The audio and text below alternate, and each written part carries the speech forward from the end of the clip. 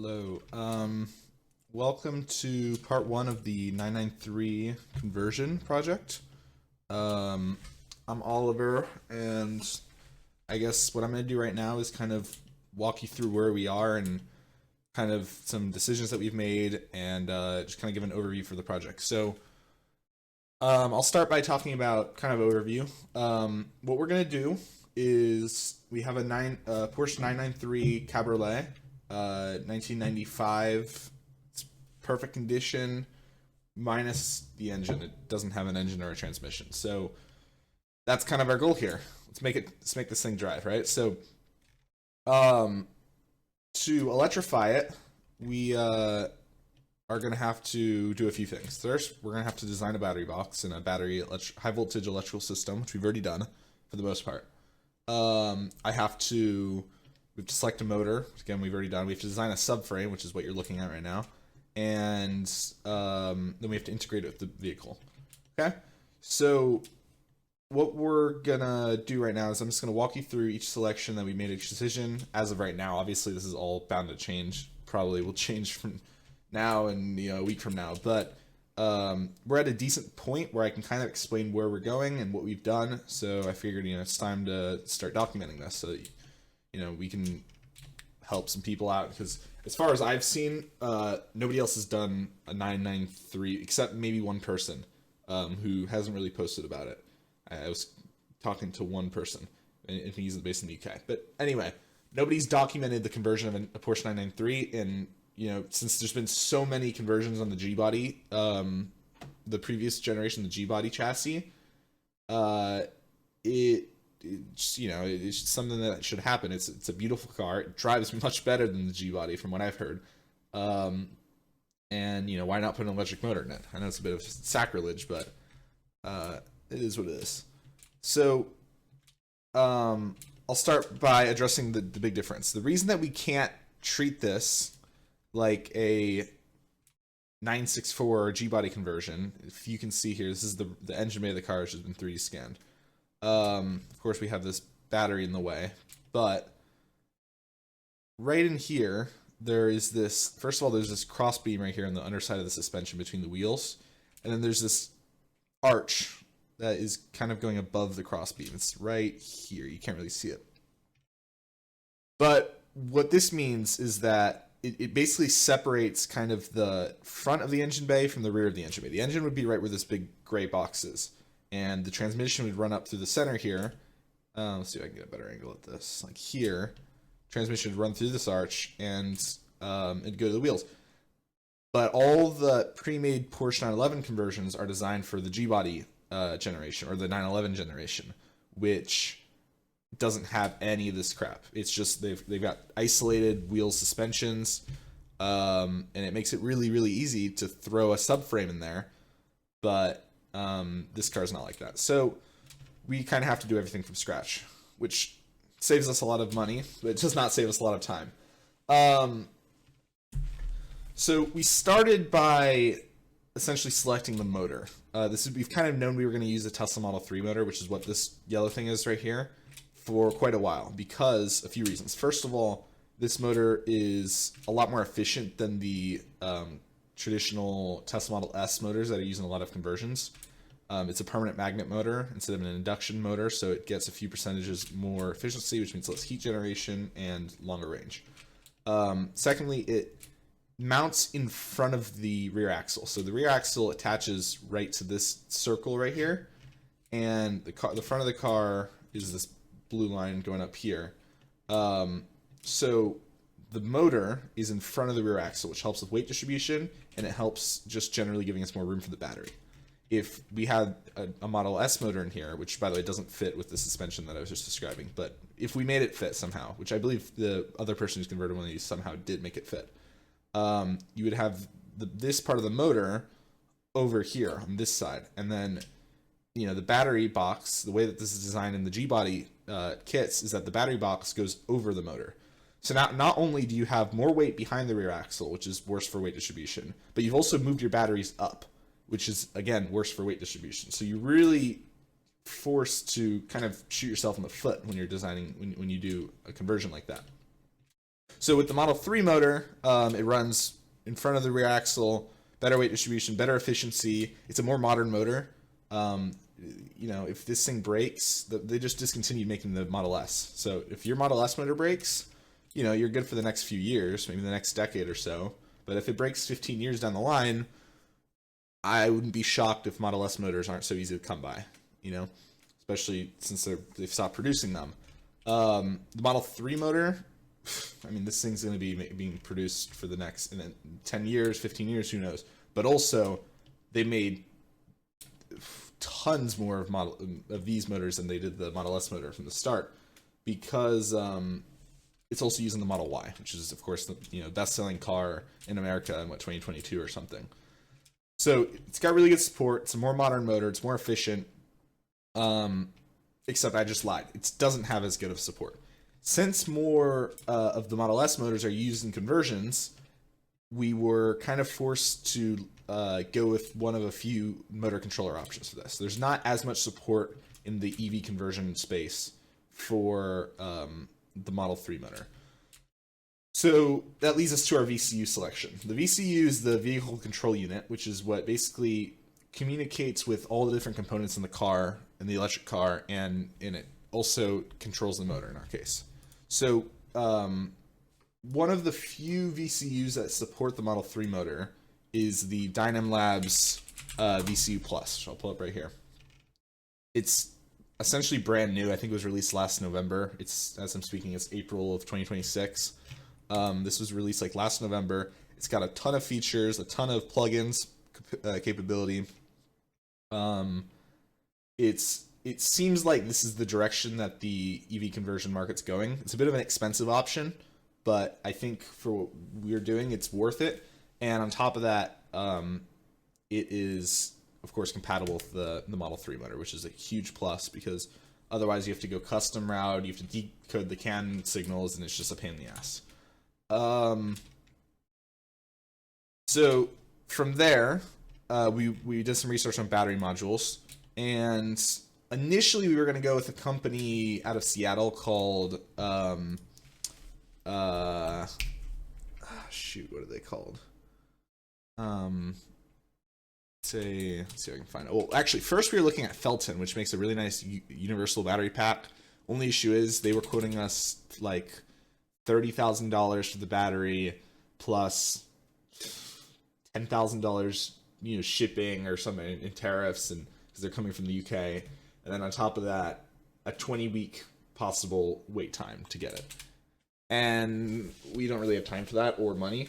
So then all right, sorry, I accidentally cut it off. So I was saying we don't really have time or money for Felton battery pack. So then we looked at another one that's local called App EV. They make a really nice 911 conversion in I want to say the 912 body or something like that, or maybe the 964 body. And the issue with them is that in order to get 400 volts for the battery, we needed to use 4 of their universal battery packs, which were great. They had carbon fiber housing, but 4 of them simply it doesn't fit in the car. We couldn't get them to fit. So then, after all of this, we kind of realized I'd done so much research into batteries. I'd realized it wasn't so impossible for me to build my own battery pack, and so I began doing some more research on building it. Found a lot of people do that. That's kind of what the community does. So I was looking at battery packs, and I initially started with these smaller battery packs that used to be the European standard, and they are called what are they called? I don't remember. Anyway, they're these small batteries. They're made here in the U.S. by a company. I don't remember the company's name, but then they're also made by Calb in China primarily. They're used in a few cars, such as some electric Jaguars use these battery modules, and they used to be used in a lot of like Volkswagens and stuff. But now the companies have kind of shifted to proprietary batteries, and after doing some more research with these, I realized they weren't really a great option either, because they were kind of too small. It just got to the point where it was so many battery modules. Sorry, but that would have been an audio problem. So, as I was saying, the companies don't really use these battery modules anymore, and for us, there were too many battery modules to the point where it just became too difficult to kind of use them. You would need too many cooling plates. You'd have to split them up really weirdly. You'd have to build this massive battery box. And the other issue was that the batteries that we found, they can't output enough power for what we need. And so then I continued to look, and I found these modules. They're called the MEB modules, which is it's a German word, a couple of German words, what it means. But basically, it's like modular energy storage or something. And when I said all the German companies had shifted to using a new battery pack, this is the battery pack that they've all shifted to using, basically. At least the Volkswagen group has. So these are used in, I believe, the Audi e-trons. I know they're in the Volkswagen ID4s, ID3, ID5, ID6 if that exists. They're used in basically all Volkswagen electric cars, and maybe a few others in German. But these batteries they're made by LG in Poland, and they're basically like the cutting edge right now. They're the best that you can get. So I managed to make 6 of these fit in the back of the car, and we need 8 of them total, so 2 of them will go in the front of the car. But they fit really nicely in the back between the 2 engine mounts.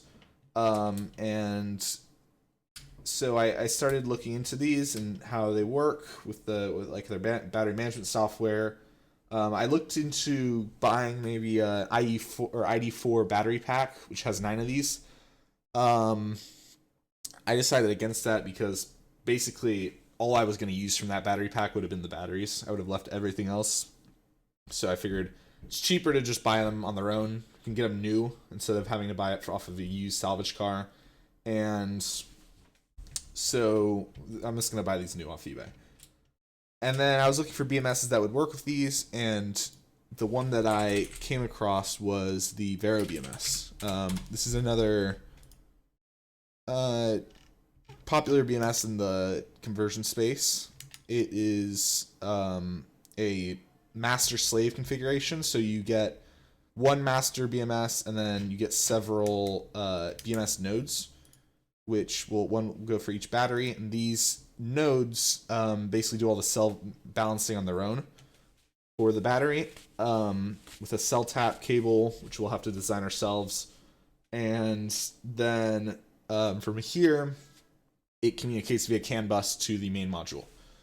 And then this main Vero BMS is compatible with our VCU. So that's kind of how I stumbled across this one. It's compatible for batteries, compatible for VCU, which is compatible with the motor. So it's kind of all just been a big compatibility game in terms of designing the electrical system. I still have to find some of the other parts, like the pre-charge relay, the contactors and all that. That's going to go on top of the battery box here. We'll have it all waterproofed. But as far as that goes, that's how I've designed the electrical system so far. So we'll have 6 batteries in the back, 2 in the front, a Dynam Labs VCU, a Vero BMS with BMS nodes, and everything will communicate via CAN. Now I'll move on to the other thing that we've done, which is the subframe. Essentially, this is like a not so rough draft of the subframe. This is probably what we'll end up doing. So first, we were able to borrow a really nice 3D scanner, and we 3D scanned the inside of the car, which took a while, but gave us this really nice 3D scan to work with. And this is the whole engine bay, basically. Once we had this 3D scan of the car, I put the batteries in the back, and I began building a frame to hold the batteries. So the batteries are each going to rest on a thick metal, a steel sheet like that. 1 layer, 2 layers. They're going to be supported by these. We're just doing square steel so that we can easily fabricate and weld it. And it's going to also be supported by this bar right back here. This bar is going to have holes in it at either end for the engine mounts. It's going to bolt into the engine mounts. And then the other side Initially, we were just going to have it connect down to the transmission mounts, which are here. Let me show the scan. So this loads. So the transmission mounts right here. There's 3 bolts on either side. We decided not to just leave it like that because of the way that the motor was going to create torque moving downwards here. We figured it'd be better to support the motor directly, so we're going to weld another beam up to the frame here. And that will support the motor for the most part, and then the batteries will also be supported off that. And then we just built this cradle out of steel beams that we will use to hold the motor in place. So that's basically where we are. I think that covers pretty much everything. I just removed the rear seat from the car because we're going to have to cut out the rear seats. As you can see here, in order to fit the subframe, the rear seats are going to have to be cut out, which is okay. I mean, it's not like you can really sit in them anyway. And so I just removed the rear seats, getting ready to cut them out. So that'll be next. I'll put that video in a minute. And yeah, so the next steps moving forward are finalize the electrical system designs and then cut out the rear seats and also scan the front so we can design that front battery box. So I guess I'll create another update once we've done all of that. And anyway, this is the intro to my Porsche 993 conversion project. I have 1 year to do it. It's April now. I have until basically next May. And yeah, so I hope this serves as educational or helpful for whoever would be doing this, and wish me luck. And here we are with the rear seats removed. Now you can see much better shape. We just got this in the middle. It's just kind of scaring me because it looks pretty thick, but we're basically going to cut in this corner. Cut in this corner right here, all the way around, and then we'll build a little enclosement in here. And this car will be a coupe rather than a 4-seater. Gotta make sure there's room back here for the seat to go back, but looks like we're in a pretty good spot.